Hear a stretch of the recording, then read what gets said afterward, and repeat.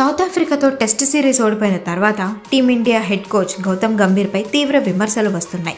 కేవలం ఫ్యాన్స్ మాత్రమే కాదు, మాజీ ప్లేయర్స్, విశ్లేషకులు, విదేశీ ఆటగాళ్లు కూడా గంభీర్ తీరుపై తీవ్రంగా మండిపడుతున్నారు. అయితే ఇప్పుడు సౌత్ ఆఫ్రికా మాజీ ప్లేయర్ ఏబీ డివిలియర్స్ కూడా గంభీర్ తీరుపై కామెంట్స్ చేశాడు. గంభీర్ ఒక ఎమోషనల్ ప్లేయర్ అని, అతని ఎమోషన్స్ కోచింగ్లో కనిపిస్తే టీంకు మంచిది కాకపోవచ్చని అంటున్నాడు డివిలియర్స్. నేను గంభీర్ను ఒక ప్లేయర్గా చాలా ఎమోషనల్గా ఆడే వ్యక్తిగా చూశాను. అలాంటి వ్యక్తి కోచ్ అయితే అది టీంకు కొన్నిసార్లు నష్టమే అవుతుంది. అతను ఎలా లీడ్ చేస్తాడో నాకు పూర్తిగా అవగాహన లేదు. ప్రతి కోచ్ స్టైల్ చాలా వేరుగా ఉంటుంది.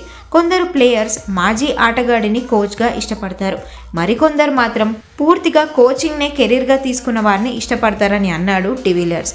ఈ మాటలు కాస్త ఒక్కసారిగా వైరల్ అయ్యాయి. ఫ్యాన్స్ కూడా ఏబీ డివిలియర్స్కు సపోర్ట్ చేయడం మొదలుపెట్టారు. సొంత గడ్డపై జరిగిన చివరి 3 టెస్ట్ సిరీస్లలో భారత్ 2ంటిని ఓడిపోయింది. అయితే టెస్ట్ సిరీస్ తర్వాత ప్రెస్ కాన్ఫరెన్స్లో గంభీర్ మాట్లాడిన మాటలు కూడా కాంట్రవర్సీకి దారితీశాయి.